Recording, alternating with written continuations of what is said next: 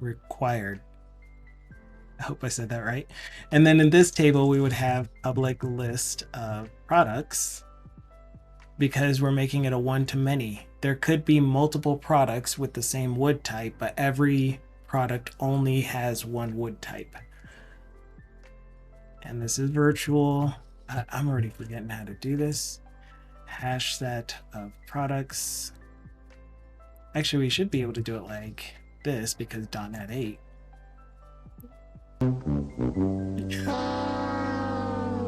So I was going somewhere with that. We would normally have this relationship between them, but since this is an enum, but now you're back. What? Since this is an enum, we wouldn't have to reference the table. So instead of doing another database lookup every time that we want to get the wood type's name, we would just use the enum because the name in the enum is there. Am I working on a MAUI app? We are on the stream, but this is just a quick rundown of a sample project for what Semperfi is working on. Can I just call you Semperfi? Is that cool? I froze? I didn't froze. No, I didn't froze. Okay, cool. I can call you Semperfi. Hello, Thindal. Another shout out for Thindal, another application developer working on modernizing legacy application. It is an e-commerce site and so many elements involved, from payment to database stuff to testing. Lots and lots of stuff. Quick shout out to Thindal. Say a thing. How does that work? Because that should be a bunch. Okay. Oh, they're the wrong status. Here we go. There's nothing there. I need to find something that's in these order statuses. Oh crap. Let's modify this query. Speaking of databases, order. Did you see that table? What did the buggers do now? Did you see what Google managed to do with Blazor? No, not at all. I haven't seen anything ever. I've been like, if I'm not streaming, my head is down and I've been burning through the rest of the work product so that this release is going to be 100% cleaner, better, stronger, more resilient, more robust. Because this is, I told my PM already, so I may as well say this out loud. This is my last release with the team that I'm currently working with at Sagetti. Yeah, so we're going with that. Maybe Thindal, maybe. More to come. More information to come in Flutter.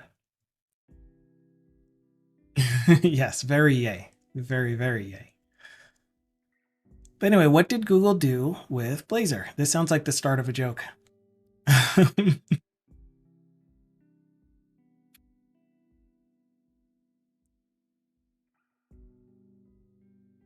They broke Blazor server. Wait, as in Chrome?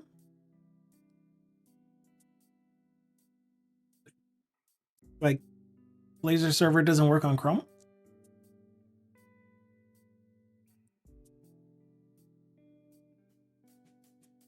I did update recently.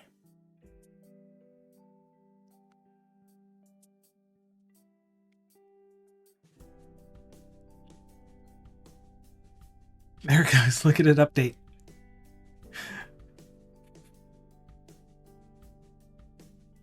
Yeah, how broken is it?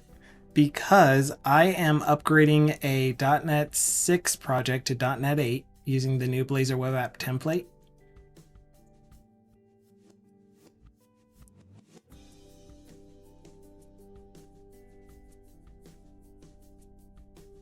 Yellow bar of death. Okay, well, let's see. This is going to... Man. Yeah, just do it. I have like 3 different profiles in Chrome, and I have a browser session open in each, and maybe 2 or 3 browser windows. Okay, so we're gonna check that out. Actually, we're gonna do that right now in this project just to see it. New Blazor web app. Is there a specific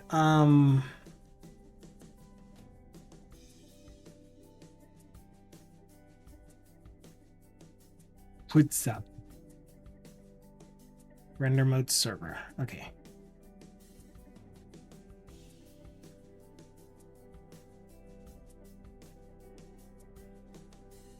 Yeah, may as well do the sample pages. Why not?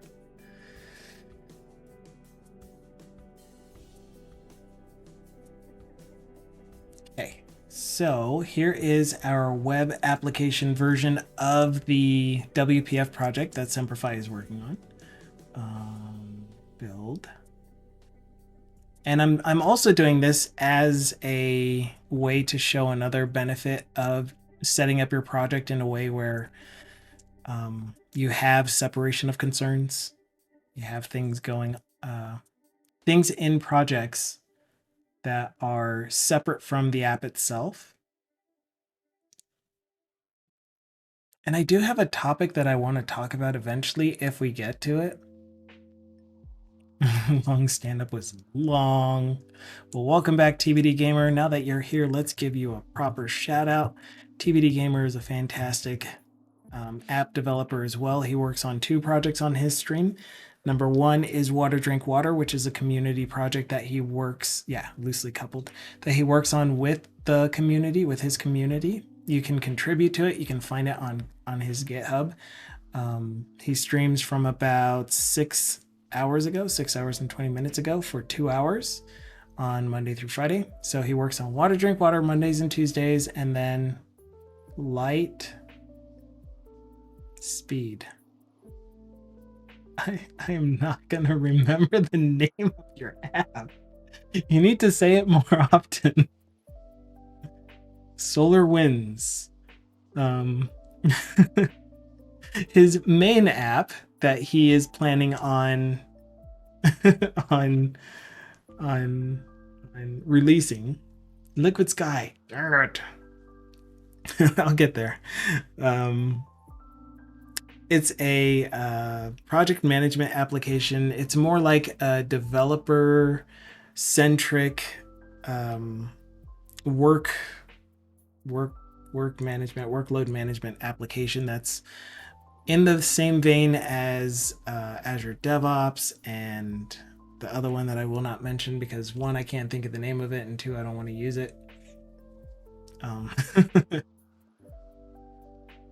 So anyway, in the same vein as those types of apps where you add stories, you add work items, but this one, starts with J. Exactly.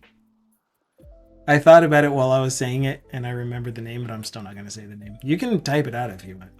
But anyway, point is, developer-centric, more focused on the work that on the delivery product, essentially, that you're going to do with the work that you're doing, as opposed to all of the administrative stuff and just letting things disappear into backlog. And if we say it too many times, it'll appear like Beetlejuice.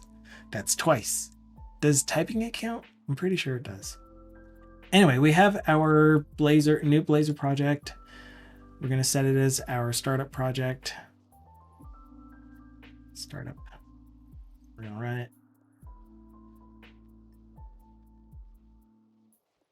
Let's not find out. Oh yeah, and we're going to get a clip from TBD's stream, because I'm sure you have a clip by now. At least one. You have to. Why did you open over here in this browser? Okay, so you all saw it on stream. Chrome updated in front of us. I relaunched Chrome to get the latest update, and I do not have the yellow bar on a brand new Blazor web app project .NET 8.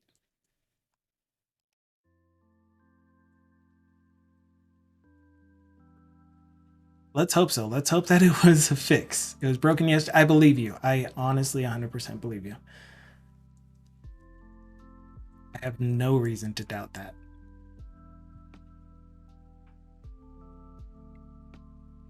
I wonder what happens if I start using it to track the work that I have to do on my project. You're going to lose your database because you're going to end up needing to do a migration, and it's one of those migrations that deletes all of your data. And yeah, I'm kidding. That won't happen to you. You're too amazing for that. Why? You know what? Napalm, are you still here? When you saw me freeze, it is absolutely possible my stream disconnected and reconnected, because my Twitch dashboard is showing that I've only been live for 10 minutes.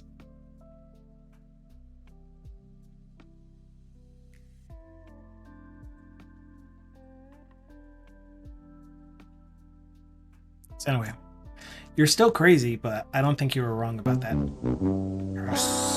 I love that sound. Okay, but anyway, yeah. Something with the WebSocket connection. Okay, so it did disconnect for a few seconds. Great. I hope that it is stable and won't be doing this, especially on a community day. As promised, though, this is what a TBD Gamer stream looks like. It feels stable. Must be stable. Flip.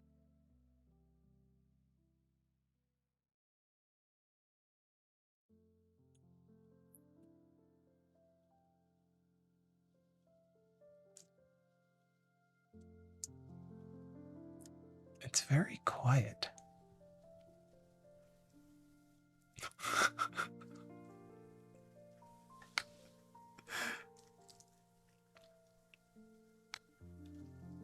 Oh, yeah.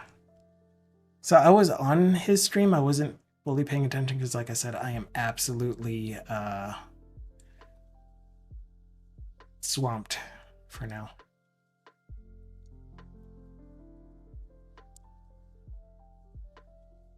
Okay, he created a default template. He's using Chrome. Hello, Radio Patrick.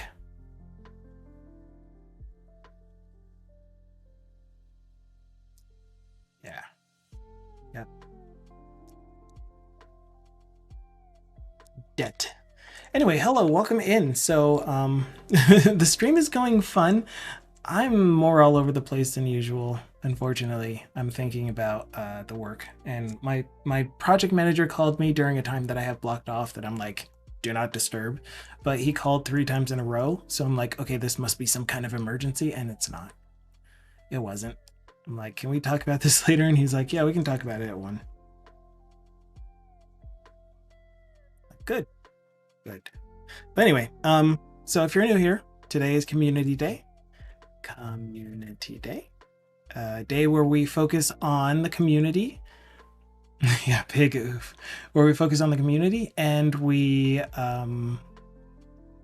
talk about things that you want to talk about. Right now we're somewhat looking at I'm distracting myself so much, but we're trying to talk with Semperfi about a WPF app that he wants to use a database in. Since it is a single user app and he's intending it to be for they're intending it to be used for their friend to track wood sales. They also wanted to use it as a learning tool for learning WPF and entity framework and authentication even.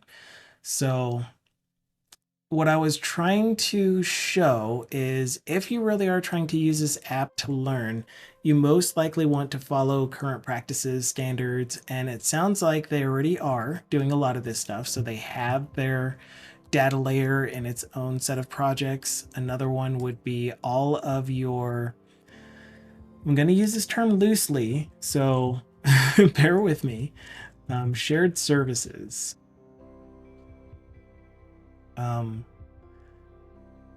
So when I say shared services, there was a great video that Peter posted in our Discord that talked a bit about services and what it means to be a service, and is your project really a service?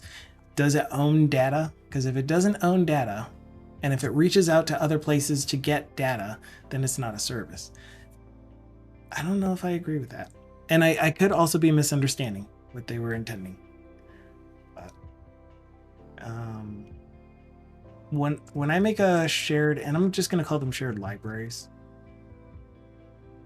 When I make my shared libraries, the ones that I create are the ones needed for performing operations from the client.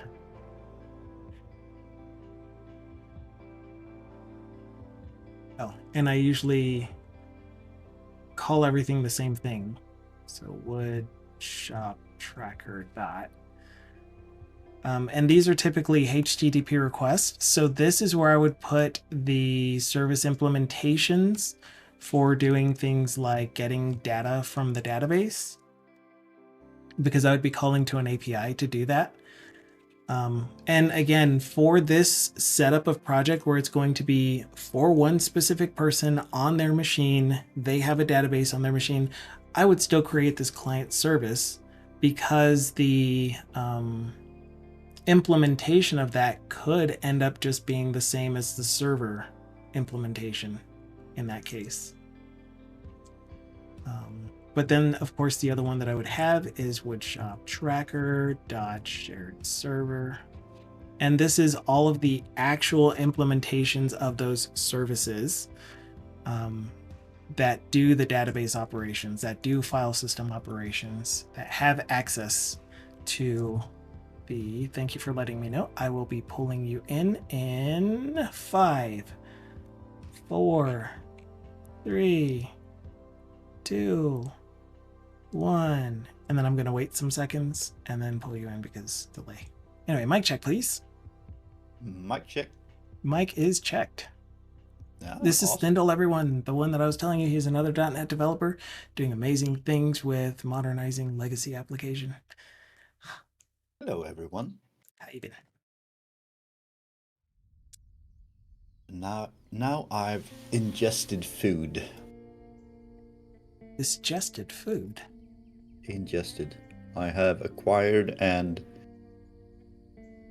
what would you call it? Something sustenance? I ate. You ate food, is what I would say. Yes. If you're asking me. One more project that I would create is the woodshop tracker shared.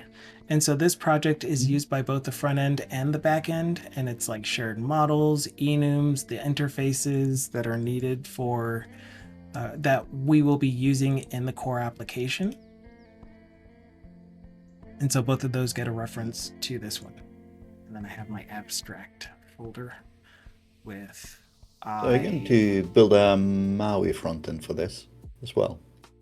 I'm not. Like no, a Blazor I mean, Hybrid. like this is just a random thrown together minimum shell of an app, because Semperfi was asking about creating a WPF application for his friend and wanting to learn some of the concepts of using Entity Framework.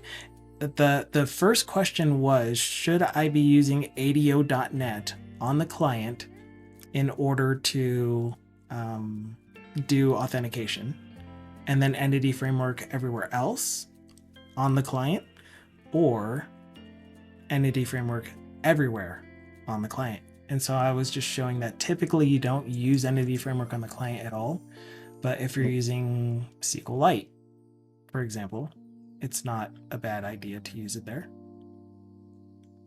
because this is a WPF app for one person on their machine. Yeah. Typically, in general, you assume that the client is in the hands of a nefarious party who will do things they are not supposed to if you give them direct access to pretty much anything. So if it's something out in the wild, always try to do something with API calls that you control. Absolutely. And that and was my handle server recommendation. access. Especially if you're using authentication, then you do want your user store to be in a protected place. You wouldn't want that on a client machine. Even if it is one user's machine, they're the only user of this thing. You would still want that protected somewhere else. Yeah. There is a, I'm not sure if I should call it a protocol because it's based on REST, I think. There's a way to have endpoints that are open for querying a data store, including create, update, delete. You don't need to implement all of the endpoints. You can, you like point it at your data, your DB context. And it'll create an endpoint where you can use like a markup language to do inserts and selects and filters and everything. I don't like it because it's basically giving you access to the database still only through a authenticated API. So using that, I could still, once I have a login token, I can still like inject data into your database that you might not want to have. Right. Yep.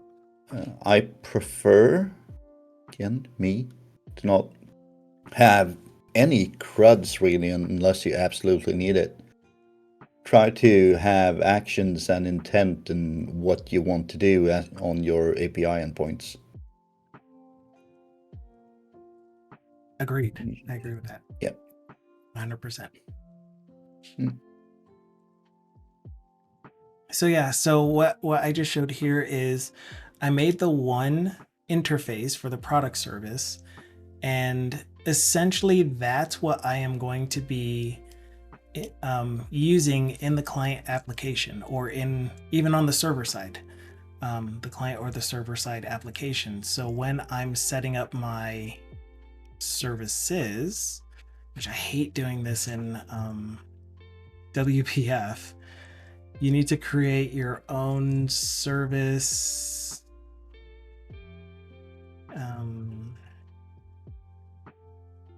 What is it called?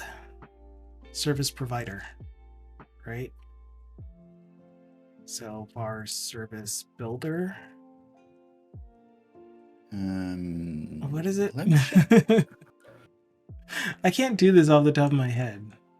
I was poking around with that just a little bit ago. So 2 seconds. I'm opening Studio. Well, your 2 seconds. Or figure it out yourself. But I have it right here. Service collection. It is service collection. Okay. Yeah, it's a application builder, and then you have a service collection on that, and then you build the create the application builder from the service collection. Yeah.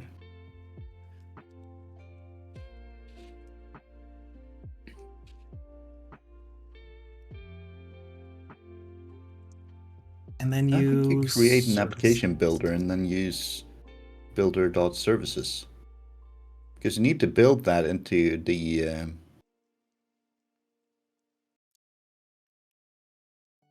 oops.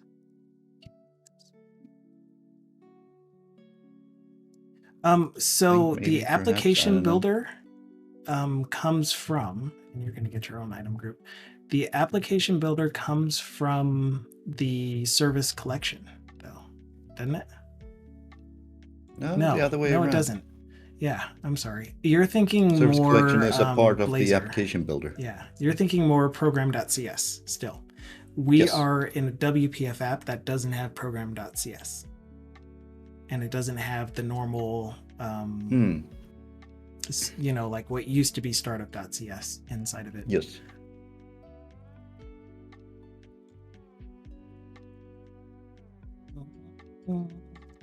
The thing I was talking about just a second ago, by the way, is called OData.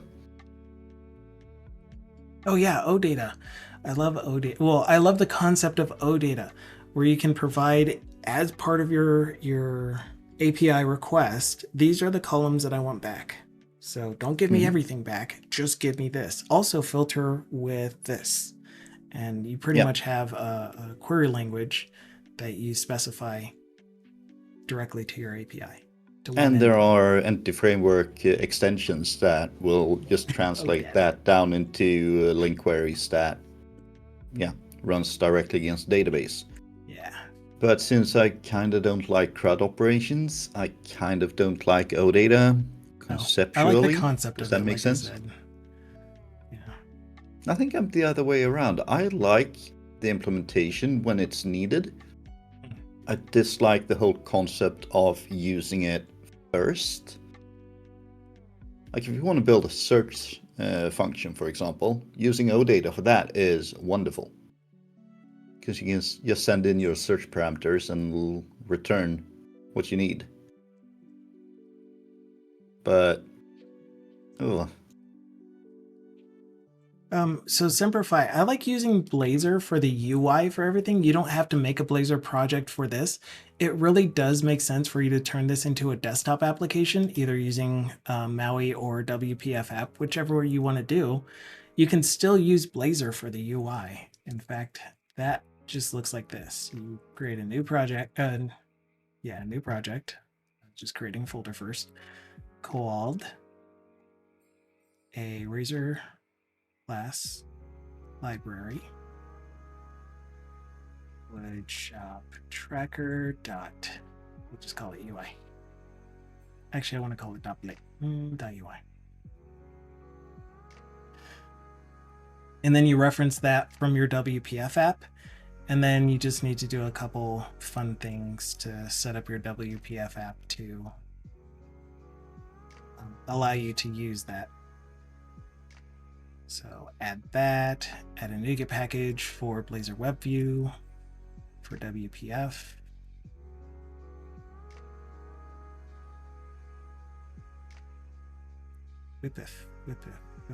Hey, look, this is the one that we use in our product, created by one of the people on my team.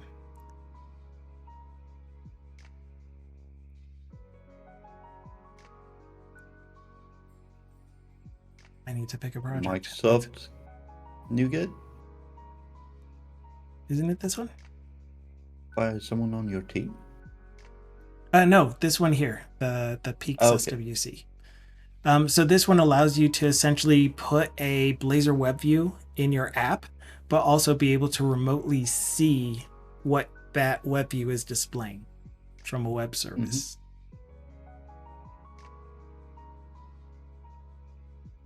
And of course, you can see where that would be good for a diagnostics application for a remote support to be able to see what the application is presenting to the user that's running it on their machine. It's a pretty cool idea. I'm looking for the app. Where's the app? For this. Radio Patrick said, at my old job, the data filter and research areas were extremely limited, basically buttons and drop downs only. Yay! But the client would effectively translate all that into T-SQL, sent to a backend REST API, which would then be executed directly. We had an application at the place that I used to work at that was called SQL Web that you could go to, and as long as you can get logged in some way, shape, or form, which attackers can find many ways to log in, you could run any SQL query, transaction or no, against our database. You want to talk about sick.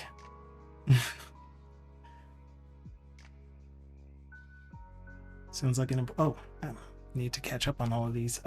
Should I try to do that in Blazor instead of WPF? And again, the desktop app sounds great for what you're trying to do. As data scales up, I feel like OData would become more and more required to keep the pages responsive. There are tons of techniques to still be able to use a regular API for keeping your pages responsive. We talked about that on Wednesday too, I think. TBD Gamer says, I'm now on a mission to clean up my old clips. Someone clipped their follow popping up on screen. Was it me? That sounds like something I would have clipped. So architecture behind all of that would be MVC because WPF is MVVM. For Blazor, you could still use an MVVM architecture. I personally don't purposefully follow a specific architecture. The one that I use looks like MVVM, so I've heard. So yeah, and that's how it's always been. Here is my financial management tracker application, and you can already see my solution folders matching up with the solution folders I'm creating here. It's the pattern that I love the most. In apps, I have the different application types, one UI to rule them all, Blazor. So I'm using this same UI in every single one of my application types, whether that's Blazor WebAssembly, Blazor Server, .NET 8's Blazor Web App Template, WPF, UWP, MAUI, they all use the same thing, the same UI. It just depends on whether the application type is running on a client machine or on the server. That I tell it which one of these shared libraries it's going to use when, or services essentially it's going to use when performing the operations, like getting information from a transaction table. I have a question. Yeah, absolutely. If I have a Blazor application and I want to have it more or less in a DLL, like a separate library that I deliver via NuGet, but I also want to be able to replace pages in it. Like I'll have one basic package and say that I want to replace / that page with a different local implementation. My thinking right now is that I'll build each page as a component, and then in the application I will have the pages that are just including that component on it, and if I need to replace a page, I'll create a new component and use that instead. Does that make sense? Like the implementation contains the pages. Yeah. Everything with the page directive. It would just have to... And those are basically just a single tag calling into the library of components. Yeah. So I'll have @page /product. Yeah. And that will contain just the default product.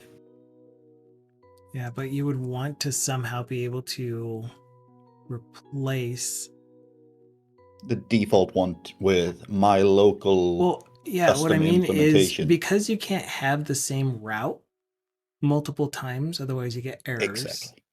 Then you would have to replace the file itself, like tell the assembly, ignore that original product page component and only use this component. So when you install a NuGet package, you can create files in the solution as well, or in the project that you're installing the NuGet package to. So when I installed the NuGet package, I could create all of these pages or page components with a page URL inside of that project. And then if I need to replace it, I can just open that file and replace the call into the default component with a custom one. I was looking into the possibility of unregistering a page, because you can do that in most DI containers. You can have the default implementations, and then you can say container dot remove, more or less. I have an idea. Mostly because I didn't fully hear what you were saying because I was somewhat responding to chat. But did you mention source generator? No. So all of your default implementations would be created using source generator if it doesn't find a matching component with that page route. So it would only generate the .razor and .razor.cs, or however you want to structure it yourself. If after going through the tree, the compiler tree or whatever it's called, it did not find one with a @page /product or whatever. Okay, yeah, I get you. So I'd have a source generator that creates the pages unless the project contains a page. Exactly. With that route. Yeah. Mm-hmm. That sounds doable. Yes. But the end result would probably still be just having a /my page that contains a default my page component just to simplify what the source generator creates. Too. But I wouldn't need to add a bunch of files to the actual project. Right, the project that references the NuGet package could be, it doesn't need to have 50 files in it just because it's using this. That is definitely an idea. Yeah. So I'm gonna agree, even though I wasn't able to read the full thing that Radio Patrick typed, but I'm gonna agree with him on SSSH's question about if I have an existing C++ code console desktop app with all logic operations, will I be able to use them in new .NET MAUI app? And as long as you can call the methods and functions, then yes. So I use Windows API stuff, which is C or C++. I don't remember which one they wrote the Windows API in. And it's just by using the extern command, or what do you call it? Pinvoke. Well, not even pinvoke. With extern. Well, it is still pinvoke, but yeah. It's not a direct pinvoke. It's an extern modifier. Win32 is C, by the way. Yes. Yeah. Okay, I thought so. Yeah. So you just pretty much provide the location of the compiled C code and then the namespace for it. Yep. And then you put a C# wrapper on top of it using extern. Hello, Shy Programmer. So I know Shy Programmer from TBD Gamer Stream and among others. I hope you're doing well. There was a... the hardest part of using externs is, in my opinion, the data types. Int pointers and... Oh man, the H result that you get for all Win32 API stuff is like, can I use just int? Yes, you can. All age variables are just ints, just IDs. Yeah, I got there eventually. Yeah. I know that because I used to do Win32, and it was an experience. Awesome, thank you so much. WND proc. I'm not gonna belittle it, but when I see WND proc, I kind of die a little bit inside. WinProc. I had to use that. So you remember the many streams ago, like back in 1864, I think it was, where I was trying to do the theming on the WPF window. Yes. With a Blazor web app, and there were just so many issues with trying to override the background color of the title bar. I'm using WinProc for that, I think. I can't fully remember what implementation I ended with.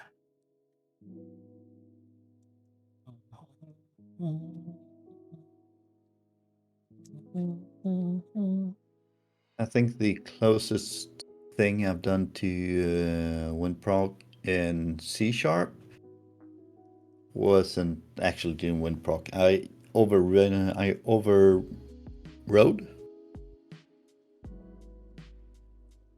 I think that's the word. Yeah, right? Overrode. I mean, I don't think it's an actual word, but it's the one that we use. I overrided. Yeah.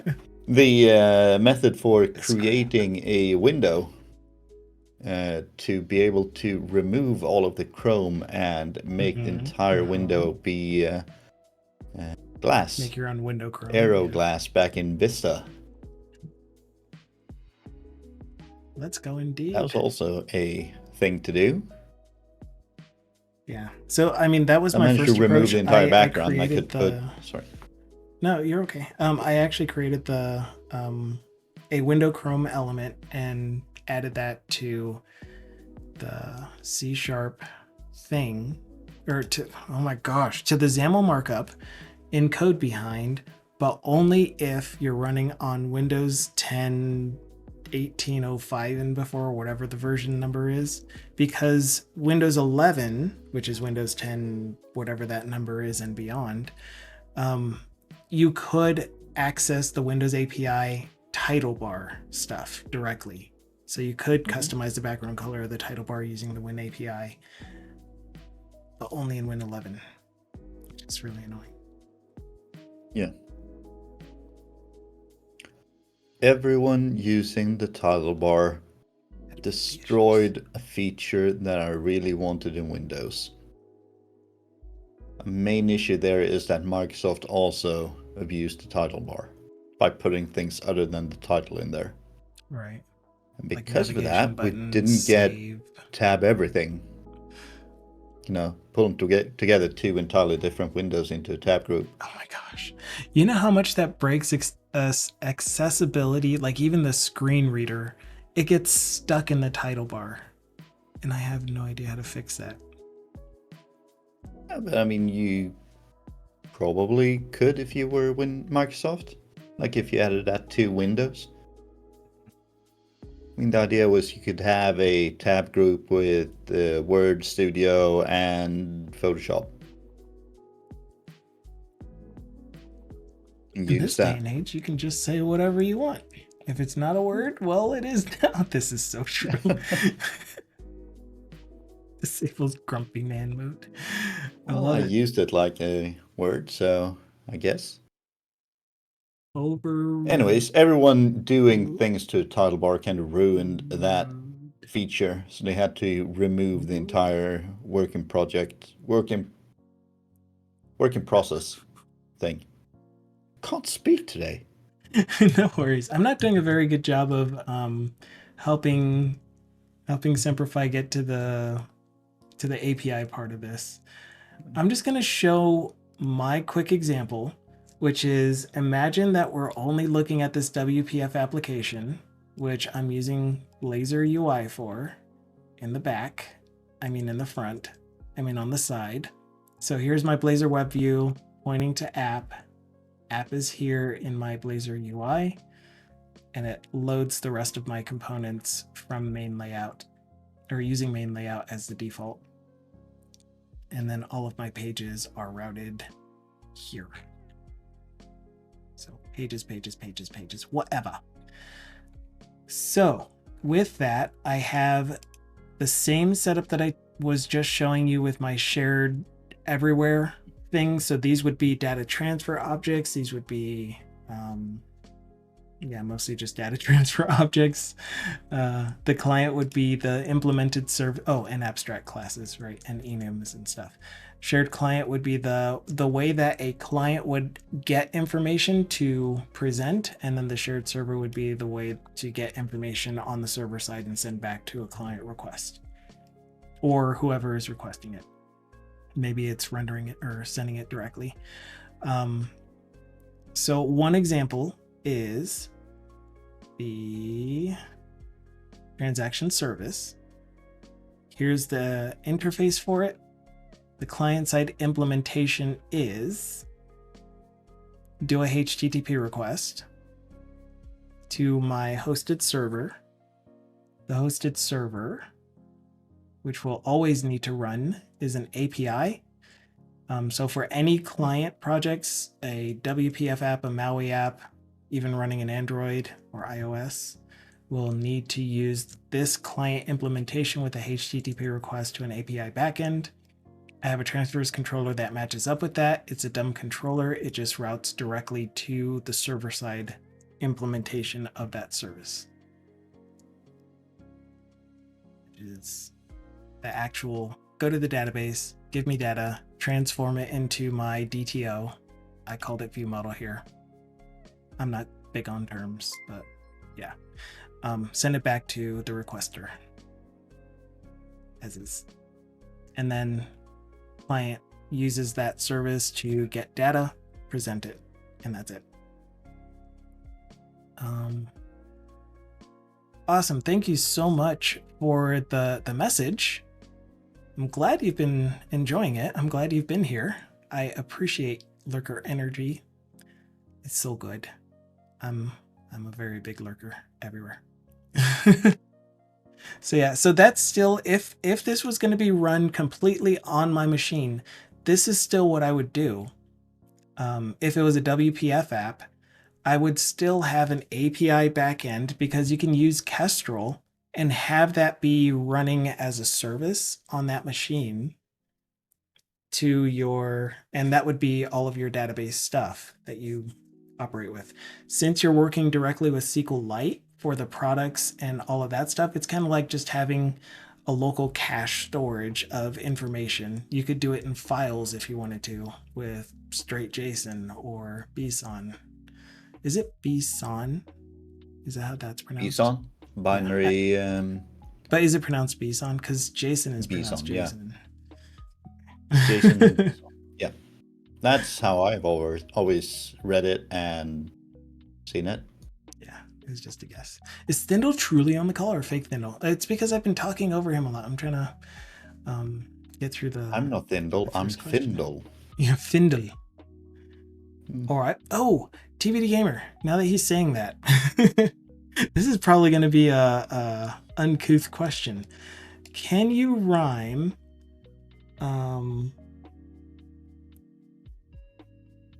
Oh, what were the words? I cannot rhyme. Can you rhyme? And I'm asking a native UK person. Can you rhyme?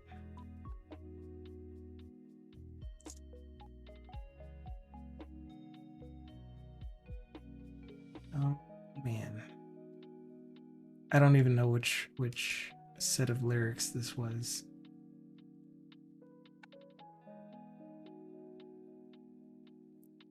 Yeah, I'm not gonna be able to find it. Dang it.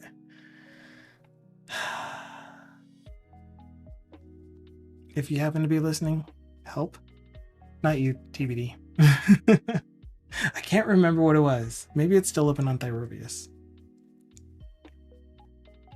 There's a word that we say in a very particular way in America that I think is typically said differently with a British accent. What does it mean? I can't even think of what the word is, so I don't know what it means either. I mean, there's tons of words that you pronounce differently. Gravity. Gravity. Gravity. Like, you know, when a situation is grave. Ooh. The gravity of the situation. Yeah, gravity. But I don't think that's the one. Because we still say gravity.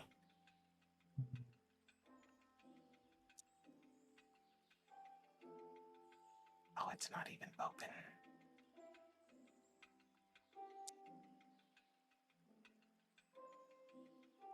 open. Live coding can rhyme on the call. I wouldn't force anyone to. I would just make them. What? I wouldn't force anyone, I would just make them. Nice one. Reframing, that's all it is. Rhyme. Nope.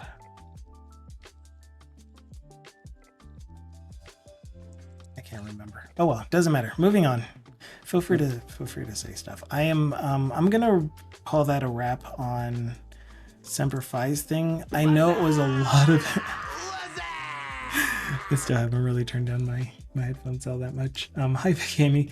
I would encourage you to maybe do a Blazor tutorial.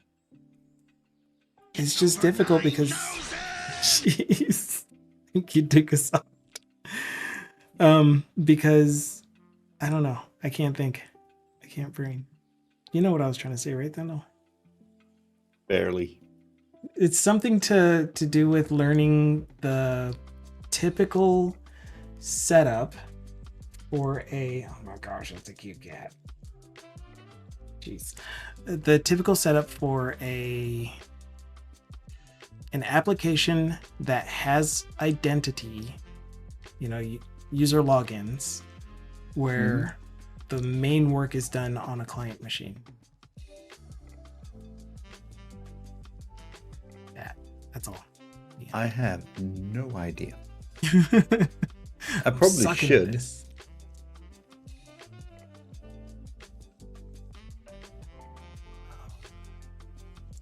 Yeah, no, sorry. I'm trying, but I'm also failing horribly. That's okay. I'm kind of all over the place now. Like ever since, I like saying ever since, my project manager called and just did it in that way. I don't know. My brain went away. I'm still thinking about the I'm ready to leave kind of feeling. You get to that end point. You can see it is in sight and you're like, I can't deal with the things that I have been putting up with for this entire time. And everything just becomes more I didn't know you were in that kind of situation. Yeah. I mean, so I know you were a bit stressed, but yeah. Yeah. So I'm trying to clean up all of the stuff that I worked on and write documentation and all of that and stuff like I normally do if I'm leaving a position. Just make sure that for whoever is going to inherit the code base, at least the stuff that I touched, they're not going to have a tough time with it. They're just going to be able to read a document that says, here's how to get started. Here are the decisions that I made. Here's why I made those decisions. You can change it all you want. I'm just letting you know where everything is. So, do you have a date? Well, you probably have a date, but do you want to share a date? Sometime in the next 2 months. Okay. I'm going to officially tell Sajetti 1 month before. I'm going to give them a full month. And that way I can also help with hiring a replacement.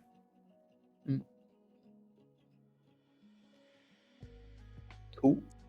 Why can't I find this? Look here. It's not you.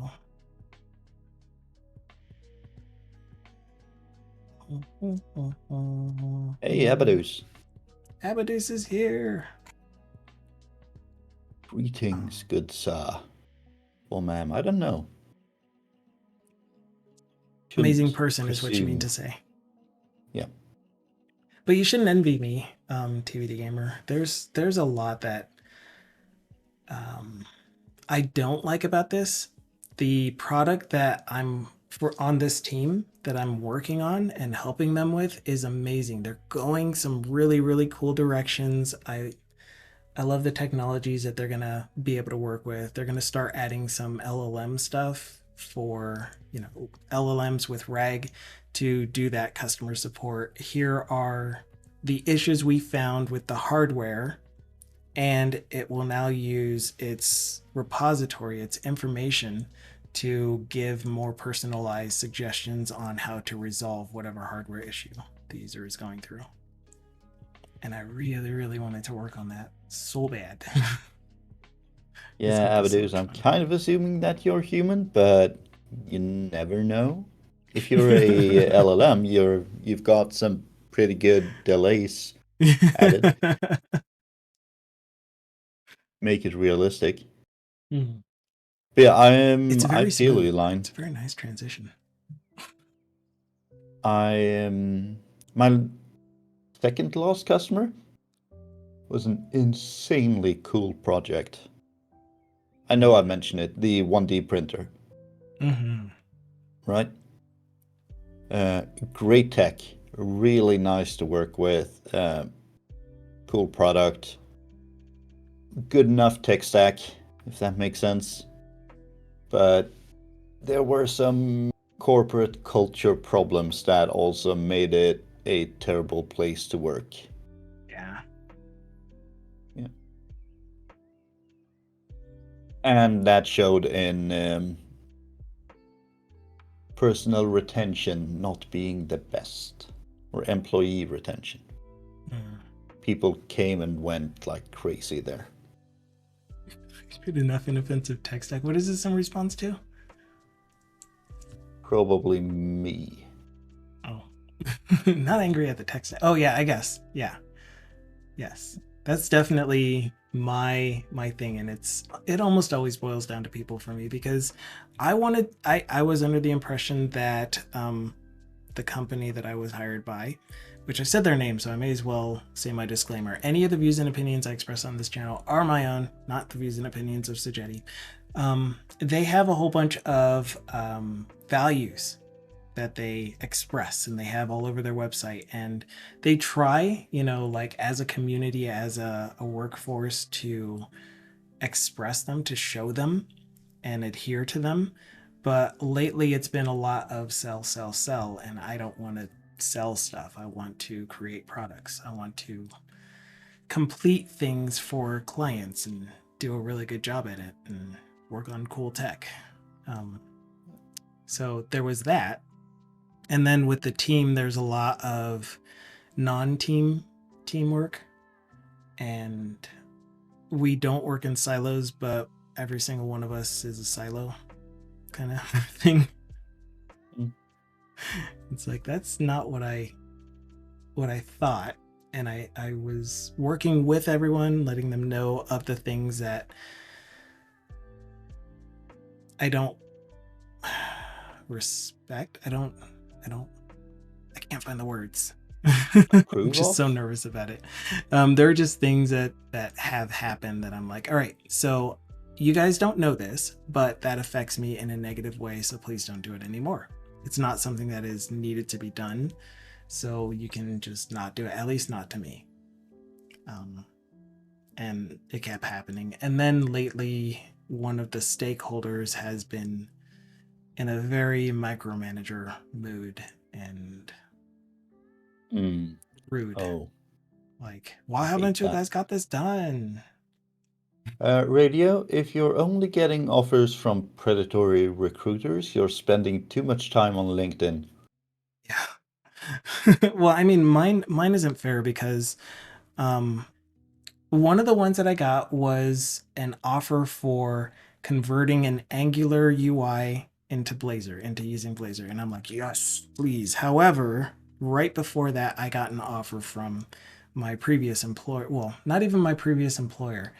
It's the lead contract at the place that I used to work, because they really liked the work that I did and they want me to come back and do it, but without the situations that were happening in that work environment being there anymore. And so I'm like, yeah. I mean, if you liked the place, but there was an issue and they rectified that issue, perfect. Yep. So, I mean, it's still kind of cheating. Whatever you do on LinkedIn, do not activate looking for work. That's a good way of getting spammed.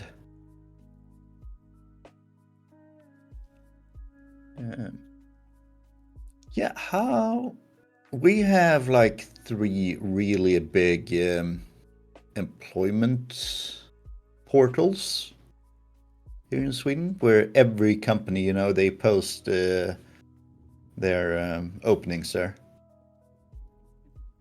I'm guessing you don't have 3 of them in the US, but I think there's one called Monster, for example. Do you have that one? Yep. Yeah. So I mean, that's one way of finding prospective employers. Yeah. Definitely. So look in more places than just putting yourself out there in LinkedIn, I think is what Thindal is getting at. And you will have better experiences if you go somewhere else. LinkedIn is a great place where if you're just looking for work, you will get contacted by a recruiter who wants to make whatever commission or whatever it is they get for selling you to another client. And they will basically not vet you at all. So they may send you to a client that's expecting an entirely different, tech stack, more or less. It's like, you tell them, yeah, I work with Windows and C Sharp, and they send you to a place that uses Linux and Rust. And then not only will you say I work with Windows and C Sharp, they'll be like, do you know .NET? Yeah, exactly, because they really have no idea. Which is fine. I mean, not everyone can be an expert, but they could try to read up a tiny bit on what they're looking for. Feels like That's it my could be, favorite. That's why I keep saying that. reusable knowledge as well. Oh yeah, But ZipRecruiter. if you're looking for an employer, um, if you go to a conference, I can 110% guarantee that there will be companies there in the exhibition part that are only there because they're looking for good programmers, good engineers to hire. So that is actually a really good place to be as well. You can go to sessions, you can learn things, you can network if that's your thing, and you can go shake hands with prospective Yeah, employers. you're like Abadus just pretty much said one of the main things that you were alluding to, which is find tech meetups in your area, and also job fairs, if that's a thing. I'm terrible. If you're lucky, I am there. Well, period. I'm terrible. Yeah, if you're lucky, Thindal will hire. Wait, what? I'm terrible at networking. Like, when I work at a place, I tend to be told that they really don't want me to leave kind of situation, even though most of the time I'm leaving because of at least one or two situations that are not amenable. But they still are like, don't go, don't go. So then that is kind of how I network, which is they know about me and so they will want to keep in touch with me and get me back. But I still have never purposefully gone somewhere to do networking. Like, I joined LinkedIn, created a profile, and that's about it. And then I put my credentials on there. I agree, and I do the same thing. I don't go to places to network, but I network in places I go to. Which is still more than I do. I'm fairly schizophrenic. I think that's the condition you have, where I have one personality on my own time, like personally, and I have a different personality when it comes to work. Does that make sense? Going to places? What my is this? personal personality is pretty shy. I have trouble reaching out. I have trouble meeting new people, and then my work personality is way more confident, and I'll take charge of things and stuff like that. I've heard of it. The outside. So I guess that makes it easier, because when I'm at conventions and I'm at conferences and stuff, that is my work Thindal. Not my at-home Thindal. No, your at-home Thindal has a Zelda to keep you in your... Yep. I don't want to see anyone else. I just want to be home and snuggle. Yes. Mine is permanently on. There is no... I would choose to go out and be around other people. Like, if I have the option to be away from people, I will do that. The thing that I do enjoy doing, and this is why I stream, is supporting people, giving people an opportunity to feel heard, seen, and also providing information, spreading free information that, it's just there. 50 Shades For me, it's that plus trying to improve my personality. Yeah, that means that I have changed my reason for streaming. My original reason for streaming was I was a solo dev for a billion years and didn't really have other people to talk with about software development. And so I started streaming. And now it's like, I am enjoying spreading this information and being like, hey, software development is a very welcoming place if you want to try it. Yeah. It is. And seriously, welcoming place. The software and game dev community here on Twitch, so wholesome. Amazing. So amazing. Like, there are buttholes, but there are buttholes everywhere. You know, on Twitch, but you will there find are more. very few. Yeah. If you go You'll find to more like gaming Thindals. areas and stuff, it's way worse. Yeah. Like the actual gaming. Yeah. Yeah, the rest of Twitch, basically. You got Thindals, you got Big Gamies, which Big Gamey I didn't talk about all that much, but there was a shout out for him earlier. Definitely check out his stream. He has a lot of really fun interactive things. He streams 2 projects on his stream as well. Mondays and Wednesdays, he works on a game called Homeward Hound, where you play as a dog and you're trying to make your way back home. And on Fridays, he works on a zombie game. Lately, he's been working on this game called Let's See How We Can Break StreamerBot and try to fix it. Yeah. We have Dukasoft, who doesn't stream, but is, as we say, the best non-bot bot ever. Definitely. He keeps everyone in line and is generally a great person. Amazing. Yes. We have TBD, of course. TBD. Yeah. We have Cyans.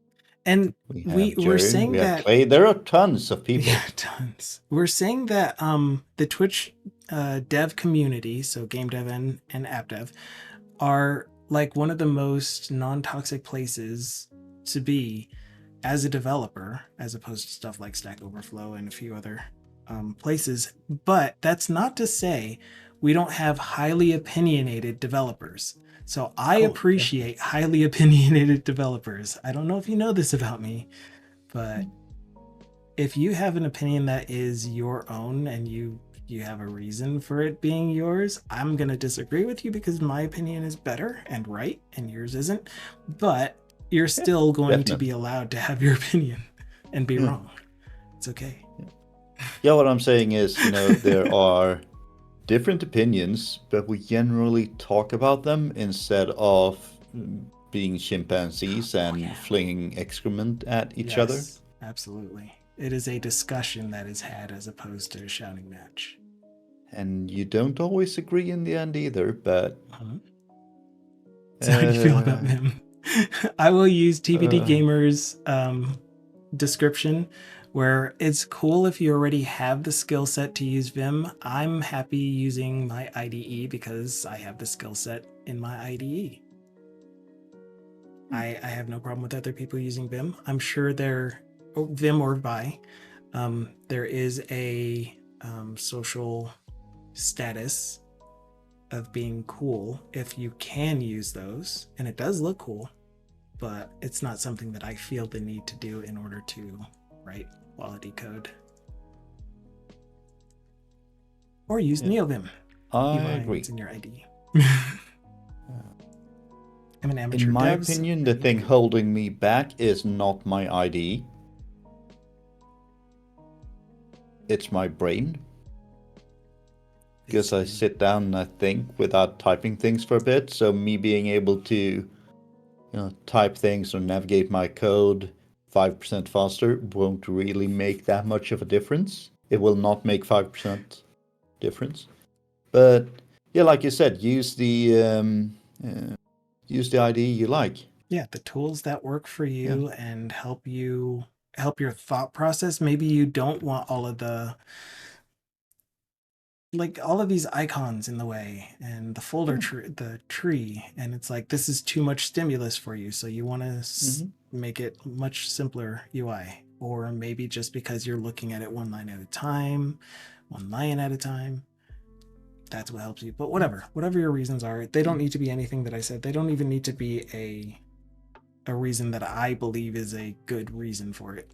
It's whatever your reasons are to use what you use. That's valid. 100%. I will agree, and that's with the buttons and stuff. The features that make my life easier, not faster, but easier, like less repetitive, absolutely, Patrick. I don't know them in Vim, but I'm sure Vim has that kind of features as well. I mean, I've seen navigation in Vim and stuff like that, and if you know it, you can be really fast. But I'm not sure if it would be painless for me, and why would I subject myself to pain for some more speed when my main goal with an IDE is not being in pain. One of the things that I hear is like a lot of people like to use Vim because you can do everything from your keyboard. You can still do that in Visual Studio. You can get just as good with only using the keyboard in Visual Studio. There are tons of keyboard shortcuts. You can customize it however you want. So just saying that that is not like, it's not very effective, very effective argument against using an IDE. Because but if you like it, I love using the keyboard for the majority of the things that I do. The thing I don't know how to do is like, if I want to switch from this top panel to the bottom panel easily, I don't know the keystroke to do it, but I'm sure there's a way instead of having to go through this and list. if there isn't, you can write an extension that creates a way. Yeah. But going to the file that's open, and now I'm in the Solution Explorer, so I can go to any file, Alt, comma, Alt, Control, comma, that's what I said, to find anything I want. Control O, is that the one up here? No. What's this one? Control Q. Find everything. I think we can all agree that the IDE I used when I started programming C is not the best IDE. Was it Kate? No. I used Kate. It was Nano. Nano. I believe. I like Nano. On Telnet. We didn't use SSH back in those days. We used Telnet. And then GCC. GDB. Yeah. Man, that debugging experience. Oh, yes. It was experience. It was not the easiest, not the best, but you could debug things. What are we missing? So we've been kind of responding to chat without reading them out loud. I like reading chat out loud so you guys know that I read it, but in this case I really have been missing a lot of chat. I'm disturbed by your Solution Explorer usage, and I think you need to start using the thing that lets you do fuzzy searches. Control P in VS Code. I have no idea what it is in VS. I mean, the Control comma. TT? Is it Control TT? Same thing, obviously. Oh, yeah. Control T is the same thing. Yeah. So this is what I use majority of the time, but if I'm like on a Razor component, so let's say I'm here in icon.razor.cs and I want to get to the .razor file, then I use Control left bracket S, and it's now focused in the Solution Explorer. Move up when I'm on icon.razor, hit enter, it's open and has the focus. I need to find that on my Swedish keyboard, because that was a great key combination I did not know existed. Yeah, but I mean, our brackets are on shift. Right. So it's not the same. It's control. Yeah, it is control left bracket. Square bracket, not and rounded bracket. Compared to L, where is that key on your keyboard? To the right. It's to the right of P. P. So, all right. P is in. And the combination was what? Control that button, and then Control S. So it's a chord. Control S. Nope, didn't do anything. Yeah, so it's a different key mapping on a Swedish keyboard, but it's like I will find that. It's the same as having this thing active. Yes, Duke. Yeah, this that is the correct button. That button up there. So if you Sync mouse over with this active, in your Solution sync Explorer. with active documents. Hold on, let me see. So it's that except holding control the whole time. Instead of just control left bracket S, which turns that on, it's holding control the whole time. Stop that. All right, so mine is, I have that. It's the button to the left of backspace. Over here. Oh, yeah. It's equal sign for us, but I've seen that button. Yep. Is that the umlaut? For me, it's that. Oh, backtick. It's, yeah. Because we had a keyboard issue where we have a keyboard test that shows the UI for a keyboard and you pick the language. And if you have a Swedish or Finnish keyboard with that completely different layout, then not all of the keys were lighting up when you press them because we had the wrong key codes in the test. And it's a terrible way of doing the test, but whatever. It works. So anyway, it's time for stand-up because that was already 2 hours. That's crazy. Time flies. Time flies. So, Thindal. Yep. Week has been difficult. I have been bashing my head against Avalonia for most of the week. I think I've solved most of my major issues, but I'm going to be doing customer work for a few hours tomorrow, trying to deal with some scaling issues. Other than that, Lotion helps with that sometimes. What did you say? Sorry? Lotion helps with that sometimes. Lotion, scaling. Yeah, true. I get it. I don't think it works in Avalonia, but I hear what you're saying. Other than that, I also started the actual migration on Tuesday. So I did a double stream. I was on for 4 hours, and I got stuff working. I actually got the application to start under Net 8, which was a huge win, in my opinion. I've just spent like most part of a year preparing for this day, and then yeah, I got it working. Yeah, I'll probably continue with that this weekend as well. So I'm hoping to do a stream tomorrow or Sunday, trying to unbreak some things. But yeah, that is my week, and that is my closest future, and no blockers, except for Avalonia being poop. Has enough time passed? Yeah, there's another shout out for Thindal. So if you're interested in seeing when he goes live, give him a follow. If you're already following him, don't unfollow. Then whatever you do, don't unfollow, please. About this. So catch him on the weekend. That hurts my feelings. Awesome. Well, thank you so much for being on the stream. I'll do my stand-up too here shortly. Go.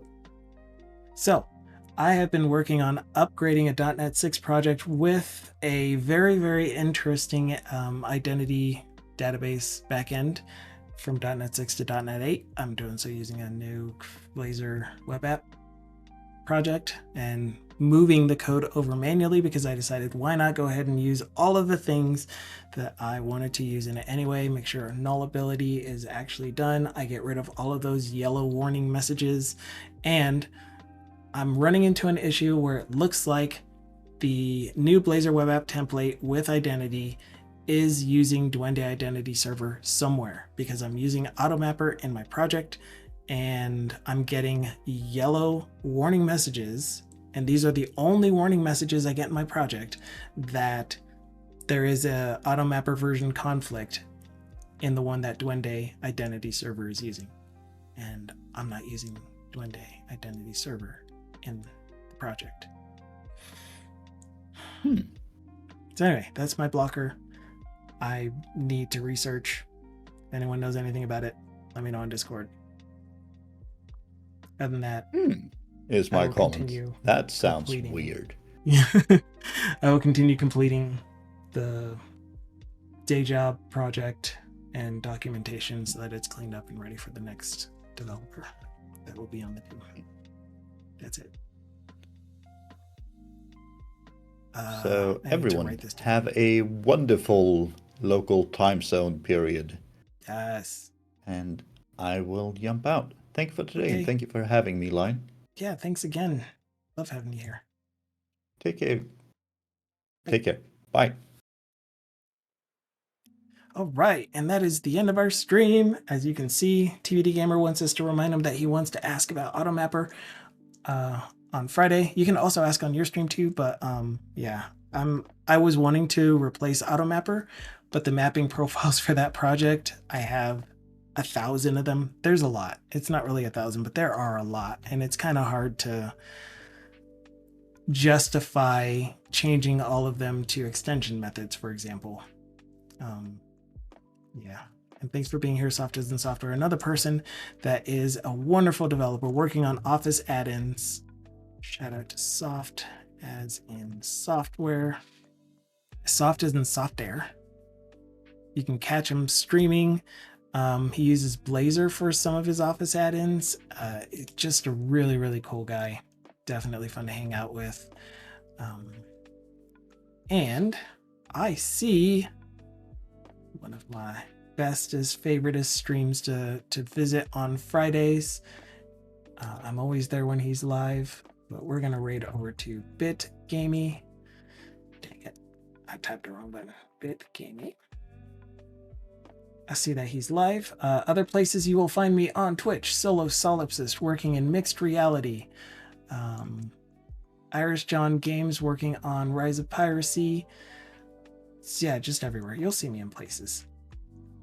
So we're gonna head over there. Hope you all enjoy your weekend. Yeah, that's it for me for now. So, hey, it started automatically this time. I didn't need to nudge it. It just happened. Oh, it's been a while. Thank you for just working today. That's nice. Anyway, I'll try to remind you, TBD, about AutoMapper. I did want to ask you guys about solutions and what types of projects belong in a solution, and how do you break up your solutions into different solutions, what goes in a repo. We'll talk about that someday. Till next time, though.